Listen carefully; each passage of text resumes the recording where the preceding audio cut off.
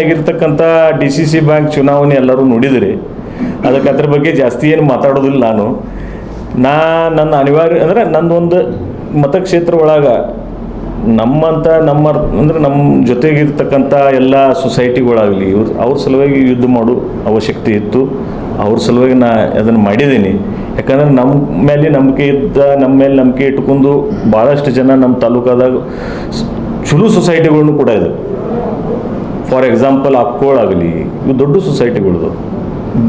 ಅದಕ್ಕೆ ಅವರೆಲ್ಲ ನಾವೆಲ್ಲರೂ ಒಂದು ವಿಚಾರ ಮಾಡಿ ನಮ್ಮ ಜೊತೆಗೆ ಇರ್ತಕ್ಕಂಥ ಎಲ್ಲ ಸೊಸೈಟಿಗಳು ನಾವು ಎಲ್ಲರ ಬಿಡಬಾರ್ದು, ಅವ್ರ ಕೈ ಬಿಡಬಾರ್ದು ಅಂಥೇಳಿ ಈ ಚುನಾವಣೆಯಲ್ಲಿ ನಾವು ಭಾಗವಹಿಸಿ ನನಗೆ ಗೊತ್ತಿತ್ತು ರಿಸಲ್ಟ್ ಏನಾಗೋದಿತ್ತು, ಅದು ಗೊತ್ತಿತ್ತು. ಆದ್ರೂ ಕೂಡ ನಮ್ಮ ಏನು ಒಂದು NCP ಆಗಲಿ ನಮ್ಮ ಮೇಲೆ ನಂಬಿಕೆ ಇಟ್ಟು ನಮ್ದು ಏನು ಒಂದು ಇದೈತಿ ಅದನ್ನೆಲ್ಲರ ನಾವು ಇದನ್ನು ಮುಂದೆ ತೊಗೊಂಡು ಹೋಗ್ಬೇಕಂತ ಹೇಳಿ ವಿಚಾರ ಮಾಡಿ ಈ ಚುನಾವಣೆಯನ್ನು ಮಾಡಿದ್ದೀವಿ. ಅದ್ರಾಗ ಸಾಕಷ್ಟು ಸೊಸೈಟಿಗಳು ನಮಗೂ ಅಂದ್ರೆ ಮತವನ್ನು ನೀಡಿ ನಮಗೆ ಸಹಕಾರ ಮಾಡಿದರು. ಅವ್ರದ್ದು ಕೂಡ ನಿಮ್ಮ ಮಾಧ್ಯಮದಿಂದ, ಯಾಕಂದ್ರೆ ನಮ್ಮ ಮಾಧ್ಯಮದ ಮುಂದೆ ನಮ್ಮ ಇಲೆಕ್ಷನ್ ಆಗೋ ತನಕ ಯಾರು ಮುಂದೆ ಬರಲಿಲ್ಲ. ಭಾಳಷ್ಟು ಜನ ಕೇಳಿದರು, ಆದರೂ ಕೂಡ ನಾ ಬರೋದು ಅಂದರೆ ಅದನ್ನೊಂದು ಸ್ವಲ್ಪ ಇದನ್ನು ಮಾಡಿದೆ. ಇವತ್ತು ಯಾವ ನಿಮಿತ್ತವಾಗಿ ಇಲ್ಲೆಲ್ಲರೂ ನಾವು ಕೂಡಿದ್ವಿ.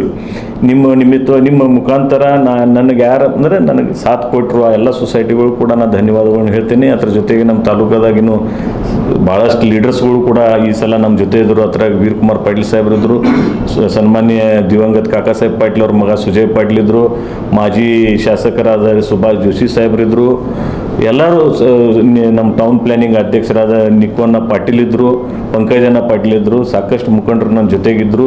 ಅವ್ರಿಗೂ ಕೂಡ ಧನ್ಯವಾದಗಳನ್ನ ಹೇಳ್ತೀನಿ. ಇಲ್ಲಿಂದ ಮುಂದೆ ನಮ್ಮ ತಾಲೂಕಾದ ಏನು ರಾಜಕೀಯ ಇರೋದು ಅದನ್ನು ಒಂದು ಸ್ವಲ್ಪ ದಿವಸದಲ್ಲಿ ನಮ್ಮೆಲ್ಲ ಕಾರ್ಯಕರ್ತರುಗಳ ಜೊತೆ ಮಾತಾಡಿ ಒಂದು ನಿರ್ಣಯಕ್ಕೆ ನಾವು ಬರ್ತೀವಿ.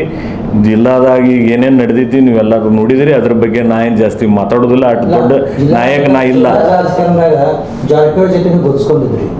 ಈಗ ನಿಮ್ಮ ವಿರೋಧ ಪ್ರಚಾರ ಮಾಡಿ ನಾ ಮೊದಲೇ ಹೇಳಿದ್ದೇನೆ ಸರ್, ಇದು ಎಲ್ಲ ಚುನಾವಣೆಗಳು ಬೇರೆ ಬೇರೆ ಇರ್ತವೆ. ಈಗ ಸಾರ್ವಜನಿಕ ಚುನಾವಣೆ ಒಳಗೆ ನಾವು ಅವ್ರ ಜೊತೆಗೆ ಇದ್ದು, ಈಗ ಸಹಕಾರ ಕ್ಷೇತ್ರದ ಚುನಾವಣೆ ಒಳಗೆ ಜಿಲ್ಲಾ ಒಳಗೆ ಎಲ್ಲ ಬದಲಾವಣೆ ನೀವು ಎಲ್ಲರೂ ನೋಡಿದಿರಿ. ಅದ್ರಾಗ ನಾ ಜಾಸ್ತಿ ಮಾತಾಡೋದಿಲ್ಲ. ಜಾರಕಿಹೊಳಿ ಸಹೋದರ ಏನು ಮಾಡಿದ್ರು ಅದಕ್ಕೆ ಅಂದ್ರೆ ಅವ್ರಿಗೆ ಏನು ಅನಿವಾರ್ಯ ಇತ್ತು ಅವ್ರ ಇದ್ರ ಒಳಗೆ ಹೇಳಿದಾರೆ. ಅವ್ರಿಗೆ ಏನು ಮಾಡೋದಿತ್ತು ಅದ್ರ ಬಗ್ಗೆ ನಾವು ವಿಚಾರ ಮಾಡಿ ನೋಡೋದಿಲ್ಲ. ನಮಗೇನು ಮಾಡೋದಿತ್ತು ಅಷ್ಟು ವಿಚಾರ ನಾವು ಮಾಡಬೇಕು.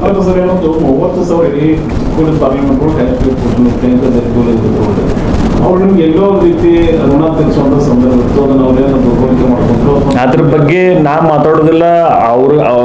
ಅವ್ರಿಗೆ ಗೊತ್ತು, ನಾ ಏನು ಜಾಸ್ತಿ ಮಾತಾಡೋದಿಲ್ಲ. ಯಾಕಂದ್ರೆ ಅಷ್ಟು ದೊಡ್ಡವ್ ನಾ ಅಲ್ಲ, ಅವ್ರಷ್ಟು ಮಾತಾಡೋಷ್ಟು ದೊಡ್ಡವ್ರು ನಾ ಅಲ್ಲ. ನಾವು ಸಣ್ಣ ಕಾರ್ಯಕರ್ತ, ಅವ್ರ ಇದರಲ್ಲಿ ಬೆಳೆದಿರ್ತಕ್ಕಂಥ ಕಾರ್ಯಕರ್ತ ನಾ ಮುಂದೆ ಅನಿವಾರ್ಯದಿಂದ ಕಾಂಗ್ರೆಸ್ದಾಗ ಏನು ಪರಿಸ್ಥಿತಿ ಆಯಿತು, ನಾ NCPದಿಂದ ಹೋಗಿ ಚುನಾವಣೆ ಅಲ್ಲಿ ನಿಪ್ಪಾಣಿ ಕ್ಷೇತ್ರದಾಗ ಮಾಡಿದೆ.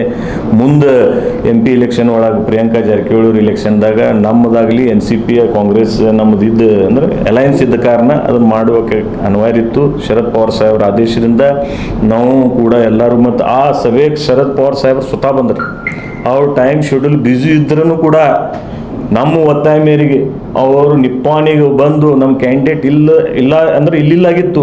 ಆದರೂ ಕೂಡ ಪ್ರಿಯಾಂಕಾ ಜಾರಕಿಹೊಳಿ ಅವರು ಸಭೆಗೆ ಅವ್ರ ಪ್ರಚಾರಕ್ಕೋಸ್ಕರ ಅವ್ರು ಇಲ್ಲಿ ಬಂದರು. ಅವ್ರು ಬ್ಯುಸಿ ಶೆಡ್ಯೂಲ್ದಾಗ ಬಂದು ಇಲ್ಲಿ ಪ್ರಚಾರ ಮಾಡಿ ಅದರದ ಫಲಿತಾಂಶ ಅಂದ್ರೆ 30,000 ಲೀಡ್ ಆಗಿರೋದು ಕಾರಣ ಅಂದ್ರೆ ಶರದ್ ಪವಾರ್ ಸಾಹೇಬ್ರು ಬಂದಾಗ 30,000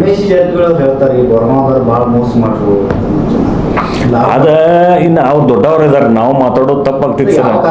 ಇನ್ನು ಅದು ಅವ್ರಿಗೆ ಗೊತ್ತು, ನಮಗೆ ಗೊತ್ತಿಲ್ಲ ಸರ್. ನಾವು ಇನ್ನೂವರೆಗೆ ಸಿನ್ಸ್ 1998 ಸನ್ಮಾನ್ಯ ಇವತ್ತಿನ ನಮ್ಮ ಡಿಸ್ಟಿಕ್ ಮಿನಿಸ್ಟರ್ ಆದ ಸತೀಶ್ ಅಣ್ಣ ಜಾರಕಿಹೊಳಿ ಸಾಹೇಬ್ರದ ಫಸ್ಟ್ ಇಲೆಕ್ಷನ್, ಅಲ್ಲಿಂದು ಇವತ್ತುವರೆಗೆ ನಾವು ಅವ್ರ ಫ್ಯಾಮಿಲಿ ಜೊತೆನೇ ಇದ್ದೀವಿ. ಯಾವ ಇಲೆಕ್ಷನ್ದಾಗ ಅವ್ರನ್ನ ಬಿಟ್ಟಿಲ್ಲ ನಾವು. ಇನ್ನು ಅವ್ರಿಗೆ ಗೊತ್ತದೆ ಅವ್ರು ಯಾಕೆ ಹಂಗಂದ್ರು ನಂಗೆ ಗೊತ್ತಿಲ್ಲ.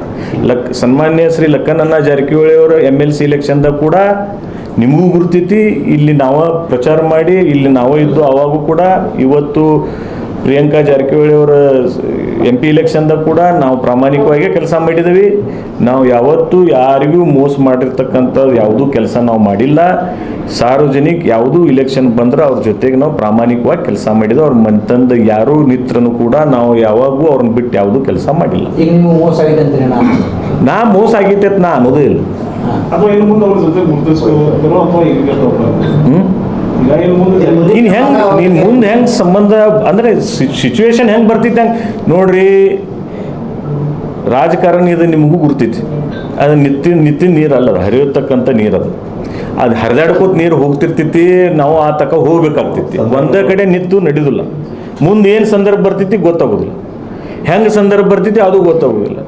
ಈಗ ಪದೇ ಎಲ್ಲ ಲೀಡರ್ಸ್ಗಳು ಹೇಳ್ತಾ ಇದ್ದಾರು, ರಾಜಕಾರಣದಾಗ ಪರ್ಮನೆಂಟ್ ಶತ್ರು ಯಾರಿಲ್ಲ, ಪರ್ಮನೆಂಟ್ ಮಿತ್ರರು ಯಾರಿಲ್ಲ. ಹೇಳೋದ್ರಿಂದ ಅದ್ರ ಜೊತೆ ಅವ್ರಿಗೂ ನಾನು ನಿಲ್ಲೋದನ್ನಂತ ಹೇಳ್ಕೊತ ಬಂದಿದ್ದೆ.